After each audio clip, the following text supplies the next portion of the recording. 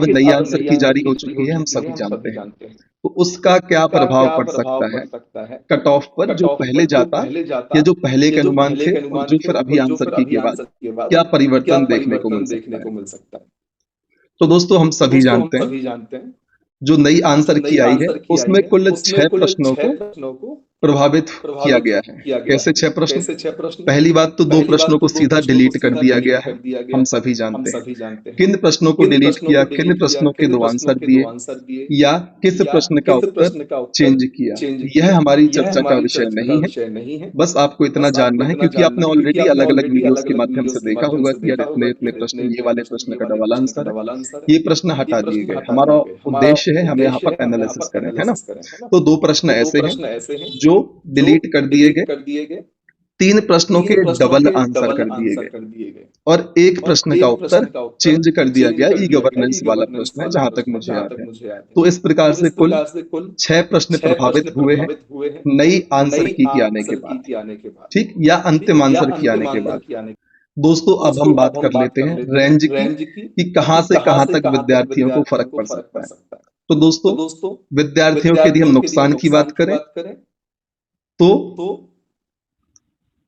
6 प्रश्न का अधिकतम नुकसान हो सकता है और अधिकतम 6 प्रश्न का किसी विद्यार्थी का फायदा हो सकता है। ऐसा मैं आपसे क्यों कह रहा हूं, इसकी हम चर्चा कर लेते हैं। यदि हम इस दूसरी वाली रेंज को फॉलो करें तो आप मान के चलिए जो 2 प्रश्न डिलीट हुए हैं वो यदि किसी विद्यार्थी के सही है तो 2 प्रश्न तो डिलीट वाले जो नुकसान हुआ विद्यार्थी का, प्लस एक प्रश्न जिसका उत्तर चेंज हुआ। पहले वह आंसर सही था किसी विद्यार्थी का और अब वो गलत हो गया, तो एक प्रश्न हम उसे भी कंसीडर करेंगे कि विद्यार्थी का नुकसान हुआ होगा। इसके अलावा जिन 3 प्रश्नों के डबल आंसर किए गए हैं, यदि विद्यार्थी के वे 3 प्रश्न सही थे और उनके डबल आंसर कर दिए गए, मतलब किसी विद्यार्थी के वे प्रश्न पहले से सही थे अब डबल आंसर कर दिए गए, तो उस विद्यार्थी के नंबर तो नहीं बढ़े होंगे लेकिन अन्य विद्यार्थियों को उसका फायदा जरूर मिला होगा। तो कहीं ना कहीं 3 प्रश्न उनको भी हम कंसीडर करेंगे कि उस विद्यार्थी का यह नुकसान है जिसके यह 3 प्रश्न पहले से सही थे। तो यदि एक ही विद्यार्थी की हम यह परिस्थिति माने तो अधिकतम 6 प्रश्नों का नुकसान देखने को मिल सकता है। और यदि फायदे की बात करें तो जो प्रश्न डिलीट होने थे, यदि हम एक विद्यार्थी राजू को एग्जाम्पल के तौर पर लें, राजू ने एग्जाम दिया, कल फाइनल आंसर की आई, अब फाइनल आंसर की में 2 प्रश्न गलत डिलीट कर दिए गए। डिलीट कहने का मतलब है चारों में से किसी भी ऑप्शन को उन्होंने कंसीडर नहीं किया, इसे हम कहते हैं प्रश्न डिलीट हो गया। तो राजू ने एग्जाम दिया था, कल फाइनल आंसर की आई, उसने आंसर मैच किया, उसने देखा 2 प्रश्नों को डिलीट कर दिया गया। डिलीट कर दिया गया मतलब चारों में से किसी ऑप्शन को कंसीडर नहीं किया और राजू का वह प्रश्न पहले से ही गलत था, अब उसको हटा दिया गया। तो कहीं ना कहीं राजू का 2 नंबर का फायदा हुआ, पहली चीज। और जिस 3 प्रश्न के आंसर डबल कर दिए गए वो राजू के पहले गलत थे, अब डबल आंसर करने के बाद राजू के वह प्रश्न भी सही हो गए, तो 3 प्रश्न का यहाँ पर फायदा हुआ राजू को। इसके अलावा जो एक प्रश्न का उत्तर चेंज किया गया, पहले वह गलत था लेकिन परिवर्तन के बाद वह भी राजू का सही हो गया। इस प्रकार से कुल 6 प्रश्नों का अधिकतम फर्क पड़ सकता है सकारात्मक वे में किसी भी अभ्यर्थी के कुल मार्क्स पर। इस प्रकार से अधिकतम -6 प्रश्नों का नुकसान हो सकता है, मतलब 6 प्रश्नों का नुकसान हो सकता है और अधिकतम 6 प्रश्नों का लाभ हो सकता है। अब समझने वाली बात क्या है दोस्तों, यहाँ पर समझने वाली बात क्या, अभी तो हमने देखी रेंज कि क्या क्या हो सकती है रेंज, -5 6 प्रश्न, -5 -4 0, इस प्रकार से +6, कुल 9 ऐसे अंक होंगे या 9 प्रकार से विद्यार्थियों का नुकसान फायदा और स्थिर रह सकते हैं। 0 भी एक मार्क है जहां पर विद्यार्थी स्थिर रहने वाला है, ठीक है। तो समझने वाली बात यहाँ पर क्या है कि जो प्रश्न डिलीट हुए हैं वह प्रश्न लगभग सभी विद्यार्थियों के सही थे जिन्होंने बढ़िया तरीके से तैयारी करी थी, और जिनके वो प्रश्न गलत हैं जो डिलीट हुए हैं, तो या तो किसी विद्यार्थी ने सिली मिस्टेक कर दी थी जो तैयारी करने वाला था, उसके गलत हो गए होंगे, या जिसके पहले से ही गलत थे और डिलीट हो गए, तो उसके ओवरऑल नंबर भी 50-60 ही आ रहे होंगे कि बहुत आसान प्रश्न थे और तैयारी करने वाले अभ्यर्थी ने उनको पहले सही तरीके से आंसर किया होगा और पहले उन प्रश्नों को सही कंसीडर किया जा रहा था, लेकिन फाइनल आंसर की के बाद उन्हें गलत किया गया। तो दोस्तों जो प्रश्न डिलीट हुए हैं जिनकी संख्या 2 है वे लगभग सभी विद्यार्थियों के सही थे, तो हम कह सकते हैं 99 लगभग 100% विद्यार्थियों को उनका नुकसान हुआ होगा। मैंने एक्सेप्शनल केस में आपसे कहा कि जिन विद्यार्थियों ने जो सीरियस कैंडिडेट थे जिन्होंने बढ़िया पढ़ाई करी, यदि सिली मिस्टेक की होगी तो उनसे गलत हुए होंगे, या फिर जिनके गलत थे तो उनके तो बाकी भी प्रश्न और गलत होंगे क्योंकि बहुत ही आसान प्रश्न थे ये, तो उनको मैंने कंसीडर नहीं किया। तो 99% लोग ऐसे होंगे जिनके 2 प्रश्न डिलीट होने से 2 नंबर कम ही हुए होंगे, पहली चीज, ठीक। दूसरी कंडीशन बनती है 3 प्रश्नों के डबल आंसर किए गए, ठीक, 3 प्रश्नों के डबल आंसर किए गए। अब आप एक बात याद रखना, जो प्रश्न डिलीट हुए हर प्रश्न में 4 ऑप्शन होते हैं, तो वहां पर चारों में से किसी ऑप्शन को नहीं माना, अर्थात किसी भी विद्यार्थी को बेनिफिट नहीं हुआ, उनका 100% विद्यार्थियों का नुकसान हुआ। लेकिन जो 3 प्रश्न हैं जिनके 2 आंसर थे। यदि 4 विकल्प सही होते हैं तो चारों का फायदा होता, लेकिन यहाँ पर 2 विकल्प सही हैं तो 50% विद्यार्थियों का बेनिफिट हुआ। आपको इस गणित को समझना है। फिर यदि हम रेशियो निकालें, जो 2 प्रश्न डिलीट हुए, उन डिलीट प्रश्नों में 8 विकल्प को हटा दिया गया, ठीक? और जो 3 प्रश्न सही हुए, उन प्रश्नों में 3 की जगह 6 विकल्प को मान लिया। इस प्रकार से रेशियो बनता है 4:3, 4:3 का रेशियो बनता है डिलीट किए हुए प्रश्नों में और जो जिनके आंसर डबल किए गए उन प्रश्नों में। तो पड़ला भारी किसका है? डिलीट किए हुए प्रश्नों का, क्योंकि वहां पर 8 विकल्प को नकार दिया गया है। आपको इस बात को ध्यान रखना है। जब डिलीट किए हुए प्रश्नों का पड़ला भारी है तो आप खुद से समझ सकते हैं इसका कट ऑफ पर नेगेटिव असर पड़ सकता है। इस बात को आपको ध्यान रखना है। डिलीट किए हुए प्रश्न लगभग सभी विद्यार्थियों के सही थे, ठीक? अब एक बात आती है कि जो प्रश्न एक ऐसा था जिसका उत्तर चेंज किया गया, तो यहाँ पर क्या कंडीशन बनती है? हमें लग रहा था इसके 3 विकल्प सही दिए जाएंगे, कहीं का सोर्स था, यूजीसी में प्रश्न आया था, इसके तीनों आंसर सही दिए गए थे, लेकिन यहाँ पर ऐसा उन्होंने नहीं किया।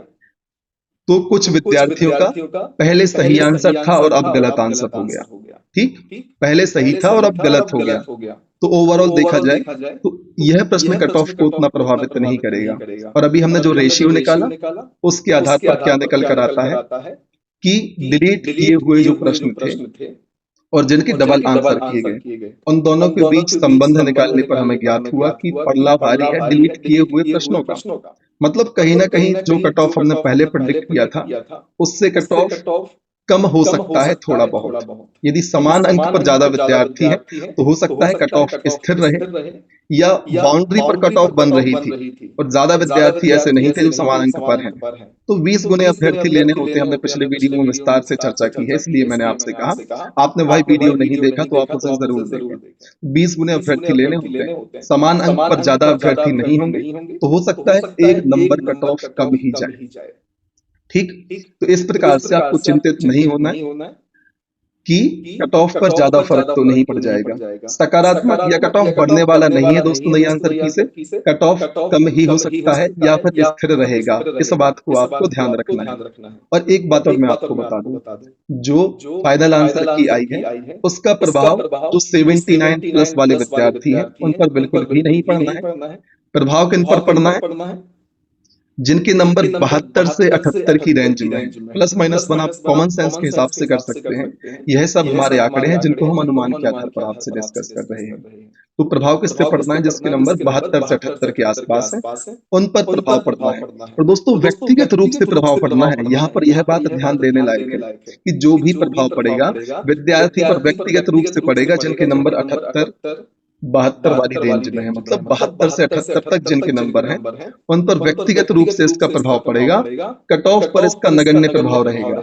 क्यों रहेगा? क्योंकि किसी विद्यार्थी के नंबर घट गए तो किसी विद्यार्थी के नंबर बढ़ गए। लेकिन 2 प्रश्न सबके डिलीट हुए हैं जो पहले से लगभग सभी विद्यार्थियों के सही थे, तो उसका प्रभाव हमने जाना कि उसका प्रभाव नकारात्मक रूप से कट ऑफ पर पड़ सकता है, सकारात्मक रूप से तो नहीं पड़ना है। इसकी चर्चा हमने की, इसका कैलकुलेशन भी हमने किया, तो उसका प्रभाव नकारात्मक रूप से ही पड़ना है। तो कट ऑफ कम ही जा सकता है एक नंबर नई आंसर की आने के बाद। ज्यादा जाने की संभावना नई आंसर की या अंतिम उत्तर कुंजी से बिल्कुल भी नहीं बनती। इस बात को आपको समझना है। उम्मीद है इतनी चीजें क्लियर होंगी। हाँ, व्यक्तिगत रूप से मैंने आपसे कहा विद्यार्थियों का नुकसान हो सकता है, किसी के नंबर कम हो गए लेकिन किसी के नंबर बढ़े भी हैं। तो इस प्रकार से दोस्तों वह चीज बैलेंस हो जाती है, कट ऑफ पर ज्यादा फर्क नहीं डालेगी। व्यक्तिगत रूप से अभ्यर्थी अंदर बाहर हो सकते हैं, यह बात एक अलग बात है। हम चर्चा कर रहे हैं कट ऑफ की, ठीक? तो मैंने आपको समझाया या हम सब ने मिलकर समझा डिस्कशन या कैलकुलेशन के माध्यम से लॉजिकली कि क्या सिचुएशन बन सकती है। तो सिचुएशन क्या निकल कर सामने आई कि कट ऑफ पर नकारात्मक रूप से थोड़ा सा प्रभाव पड़ सकता है। नकारात्मक in the sense cut off कम जा सकता है, विद्यार्थी को सकारात्मक होगी वो चीज, है ना? तो नकारात्मक एक आध नंबर कट ऑफ कम ही होगा। और एक बात और, कुछ लोग कह रहे हैं कि अब 98 प्रश्नों से आपका रिजल्ट बनेगा। तो दोस्तों एक बात आप सोचिए, 2 प्रश्न डिलीट हुए तो आपने 98 कर लिया, 3 प्रश्नों के डबल आंसर भी हुए, ठीक?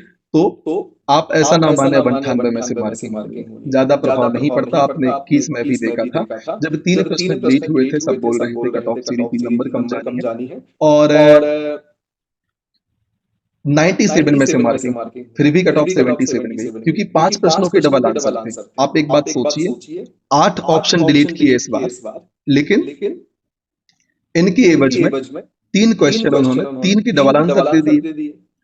तो 2 प्रश्न डिलीट होने पर और 3 के डबल आंसर।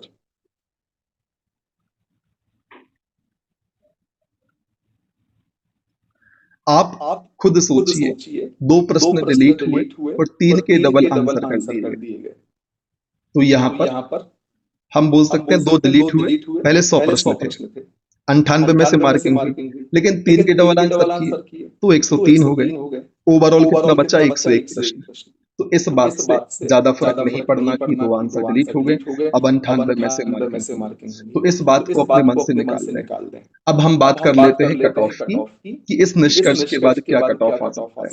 दोस्तों, मैंने आपसे पहले कहा था कि कट ऑफ जितना भी मैंने बताया 76 जनरल का और प्लस माइनस 1 मैंने आपसे कहा था, 1 नंबर ज्यादा, उससे ज्यादा नहीं जाएगा, 1 नंबर कम भी जा सकता है। इसी प्रकार से अलग अलग कैटेगरी की हमने चर्चा करी थी।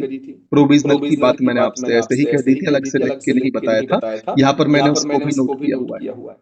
ठीक, तो इस एनालिसिस के बाद क्या निष्कर्ष निकला कि कट ऑफ पर थोड़ा सा नकारात्मक प्रभाव पड़ सकता है। ठीक, तो जो कट ऑफ मैंने आपको पिछले वीडियो में प्रेडिक्ट किया था, लगभग वही कट ऑफ यहाँ पर भी मैं आपको बताऊंगा, जो मैंने प्लस माइनस 1 किया था। तो प्लस 1 तो ज्यों का त्यों रहेगा, या -2 हो सकता है प्लस 1 की जगह। ठीक, इतनी चीज आपको ध्यान रखनी है। तो जनरल या अनरिजर्व्ड कैटेगरी का कट ऑफ कितना जा सकता है? 76 मार्क्स जा सकता है, +1 -2 भी हो सकता है। इस बात को आपको ध्यान रखना है। इसी प्रकार से ईडब्ल्यूएस और ओबीसी का कट ऑफ 74 +1 -2। -2 क्यों हो रहा है हमने चर्चा कर ली। थोड़ा सा कट ऑफ कम हो सकता है नई आंसर की के बाद या फाइनल आंसर की के बाद। इसी प्रकार से एसटी दोस्तों 66 +1 -2, एससी +1 -2 71 के साथ। इतनी चीजें आपको ध्यान रखनी है। फिर यदि हम बात करें 13% की जो लिस्ट बननी है, जो सिर्फ जनरल और ओबीसी की बननी है, तो वहां पर दोस्तों जो जनरल का कट ऑफ है 73 +1 -2, ओबीसी का कट ऑफ 72 +1 -2 तक होने की संभावना है। इसका हमने विस्तार से विश्लेषण किया है, इसके आधार पर हमने कट ऑफ निकाला है। तो एक चीज दिमाग से निकाल दे कि यार नई आंसर की आई है सर, इसका ऐसा न हो कहीं कट ऑफ बढ़ जाए। तो कट ऑफ बढ़ने की संभावना बिल्कुल भी नहीं है। 1 नंबर कट ऑफ कम ही हो सकता है यदि पिछले कट ऑफ में बच्चे समान मार्क्स पर ज्यादा नहीं होंगे, कम होंगे तो फिर 1 नंबर कट ऑफ वो नीचे कर देंगे, बढ़ने की संभावना बिल्कुल भी नहीं है।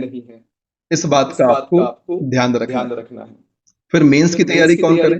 जो रेंज मैंने आपको बताई, वहां पर तो जितने भी अभ्यर्थी आते हैं कट ऑफ की, उनको तो मुख्य परीक्षा की तैयारी करनी है। साथ ही जिनको एमपीपीएससी में फाइनल सिलेक्शन लेना है, जिनका एम है एमपीपीएससी क्रैक करना, उनको तो मेंस की तैयारी करनी ही चाहिए।